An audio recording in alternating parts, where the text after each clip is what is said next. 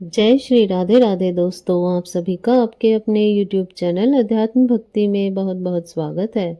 आइए आज आप सब सुनेंगे माघ मास महात्म्य के 14वें अध्याय की कथा।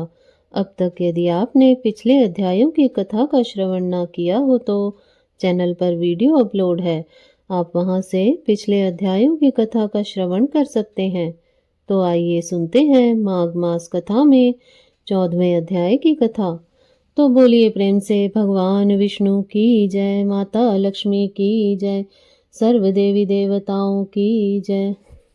अब तक की कथाएं सुनने के पश्चात सहस्त्र बाहु ने दत्तात्रेय जी से पूछा, हे भगवान, माघ मास के स्नान में ऐसी कौन सी अद्भुत शक्ति एवं पुण्य शक्ति है जिसके प्रभाव से विकुंडल को स्वर्ग प्राप्त हो गया तथा उसका बड़ा भाई भी उसके इसी पुण्य फल को प्राप्त कर उसके साथ ही स्वर्ग चला गया।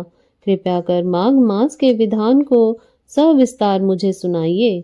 मुझे इससे सुनने का अतीव कौतूहल हो रहा है।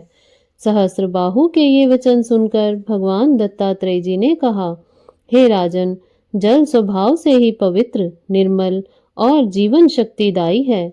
समस्त वेदों ने जल को नारायण स्वरूप माना है।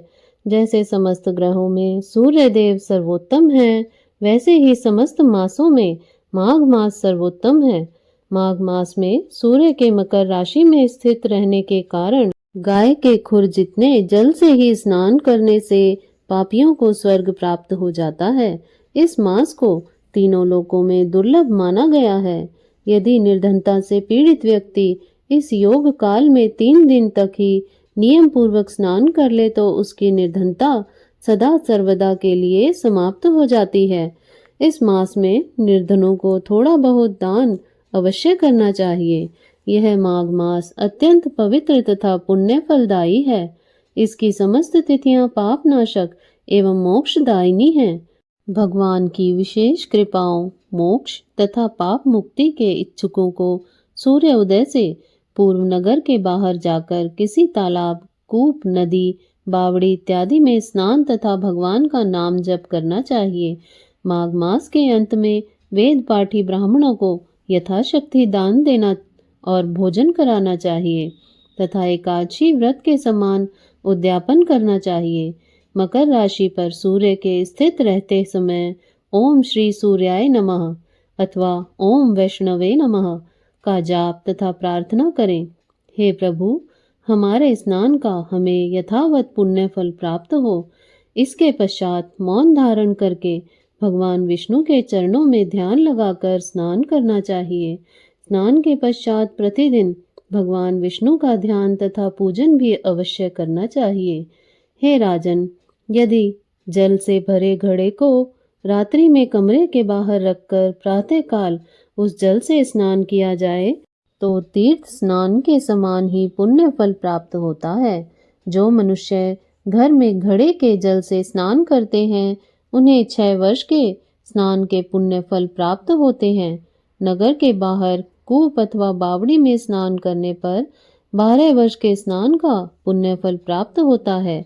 माघ मास में मकर राशि में सूर्य की स्थिति काल में जो मनुष्य प्रयागराज में स्नान करते हैं उनके पुण्यों की गणना ब्रह्मा जी भी नहीं कर पाते हैं। अधिक क्या कहा जाए, गंगा यमुना के संगम के दर्शन मात्र से मनुष्य के अनेकों पाप नष्ट हो जाते हैं। यदि प्रयागराज में स्नान का सौभाग्य प्राप्त हो जाए तो फिर उसके पुण्य फल की गणना धर्मराज भी नहीं कर सकते। हे राजन, पृथ्वी पर त्रिवेणी को ही अमृत समझना चाहिए। माघ मास में इसके मुहूर्त भर के लिए भी प्राप्ति देव दुर्लभ है। ब्रह्मा, विष्णु, महेश, रुद्रगण, आदित्य, मरुदगण, गंधर्व, लोकपाल सहित सिद्धगण, तत्वारी, ब्रह्माणी, पार्वती, लक्ष्मी, इंद्राणी, अदिति, दिति आदि समस्त देव पत्नियां, नाग पत्नियां, पातकी, रंभा, मेनका, उर्वशी, तिलोत्तमा इत्यादि अप्सराओं का समूह एवं समस्त पितृगण सतयुग में साक्षात रूप धारण करते थे, परंतु कलयुग में प्रच्छन्न रूप से समस्त देवगण माघ मास में त्रिवेणी के संगम पर आते हैं। मात्र 3 दिनों के प्रयागराज स्नान का फल कांचन मालिनी ने एक राक्षस को प्रदान कर उसे पाप मुक्त कराकर स्वर्ग प्राप्त कराया था। इतनी कथा सुनकर सहस्त्रार्जुन ने निवेदन किया, हे प्रभु, वह राक्षस कौन था? कांचन मालिनी कौन थी? उसने किस कारण से अपने पुण्य का दान राक्षस को दे दिया था तथा उसकी सद्गति किस प्रकार हुई थी? यह संपूर्ण आख्यान बताकर मेरी जिज्ञासा को शांत करने की कृपा कीजिए। इति श्री पद्म पुराणे माघ महात्म्ये 14वां अध्याय समाप्तः। तो बोलिए प्रेम से भगवान विष्णु की जय, माता लक्ष्मी की जय, सर्व देवी देवताओं की जय। तो आशा करती हूँ आपको यह कथा श्रवण अच्छी लगी होगी।